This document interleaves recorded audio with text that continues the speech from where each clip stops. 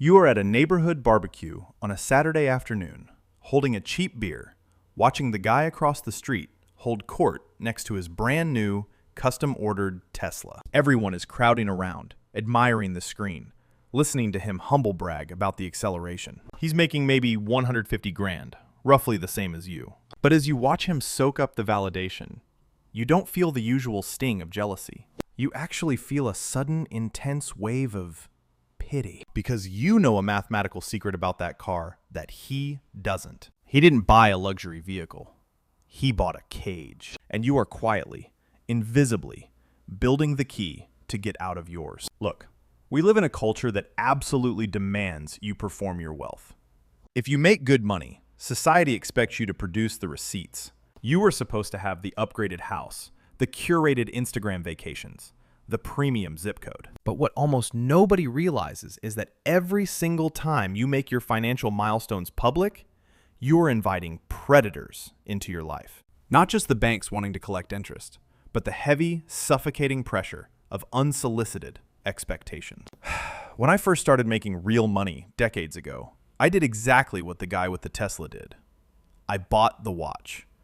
I picked up the tabs at dinners, and I was miserable. Sweating bullets every 15th of the month, rich on paper, but completely broke in reality. Then I learned the hardest lesson in finance. The wealthiest people you walk past every day look absolutely, completely average. They have mastered the art of stealth wealth. They are actively escaping the high-income poverty trap.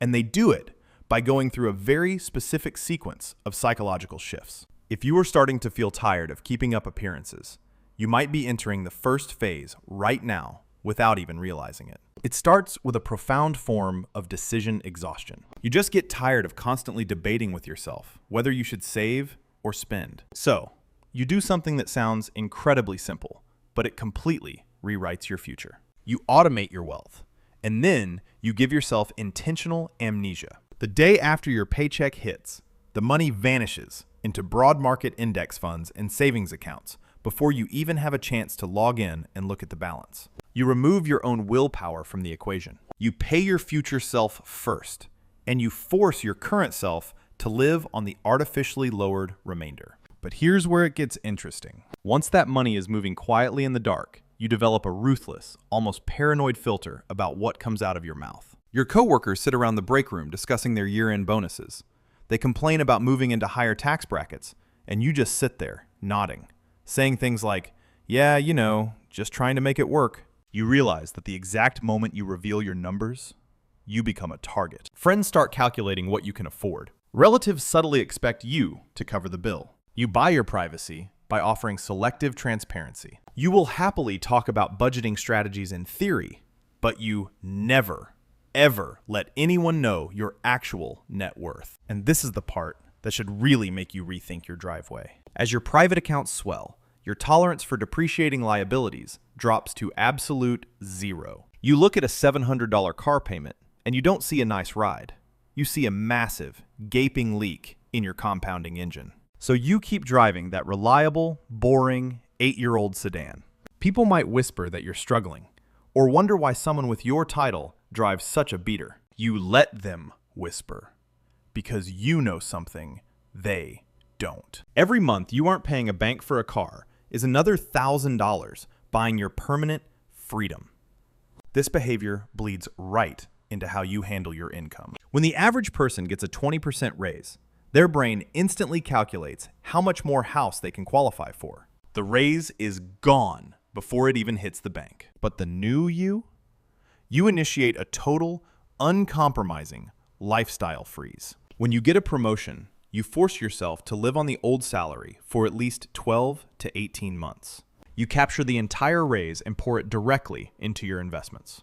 You are essentially laundering your own money into your future. You realize that a raise isn't permission to inflate your life. It is an accelerant to buy your way out of the system faster. But you cannot maintain this discipline if you are still playing the comparison game. That's why the next shift is usually a complete, quiet withdrawal from the social media flex culture. You see your friends posting from exclusive resorts in Tulum, and instead of feeling that familiar, toxic sting of FOMO, you feel deeply relieved that you aren't spending 10 grand to impress people you haven't seen since high school. You stop performing your life. You realize that every post about a new purchase is just giving the world data about your vulnerabilities. Because while they are staging photos for likes, you are quietly hoarding a 6-month cash buffer in a high-yield account that nobody on earth knows exists. Not your parents, not your best friend, nobody. This invisible safety net fundamentally changes your brain chemistry. When the boss gets aggressive, or the economy gets shaky and rumors of layoffs start circulating, the people drowning in car payments start having panic attacks in the bathroom. You don't panic. You sit at your desk with a completely steady pulse because you have a hidden fortress. You aren't arrogant. You are just no longer a hostage. This is where most people get it wrong, though. They think stealth wealth means becoming a secret day trader, chasing crypto, or flipping real estate in the shadows to get rich quick. On the surface, that sounds like a fast track. But in reality, excitement is the enemy of accumulation.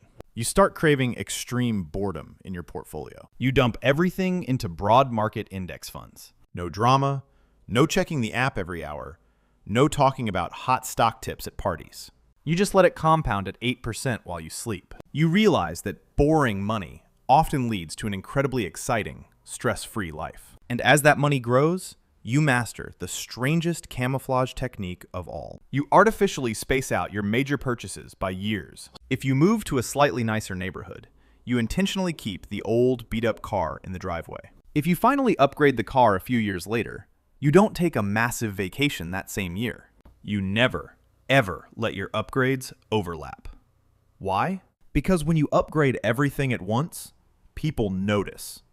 They assume you came into money, and the expectations and judgments return. By staggering your life, you just look like a completely normal person slowly progressing, while your net worth secretly crosses into the 7-figure territory in the background. Ultimately, this all leads to a final, profound realization that permanently separates the quietly wealthy from the high-income poor. You stop auditing your budget for cheap items, and you start ruthlessly auditing your life for time. You will happily wear $20 jeans and skip the expensive dinners, but you will gladly pay someone to clean your house or handle your yard. Not because you are lazy, but because your time has become mathematically too valuable to waste on tasks you don't enjoy. You stop chasing luxury goods, and you start buying back your Tuesday afternoons. You recognize that real wealth isn't about what's sitting in your garage. It is about how completely free you feel when you wake up in the morning.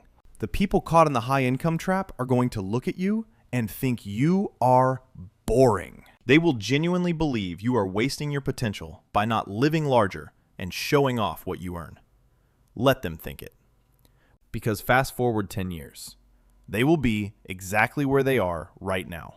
Just a decade older, with heavier bags under their eyes, still stressing over a leased car and a bloated mortgage, terrified of losing a job they hate. And you will have the ultimate, quiet power. The ability to walk away from any room, any job, any situation, without anyone ever knowing how you did it.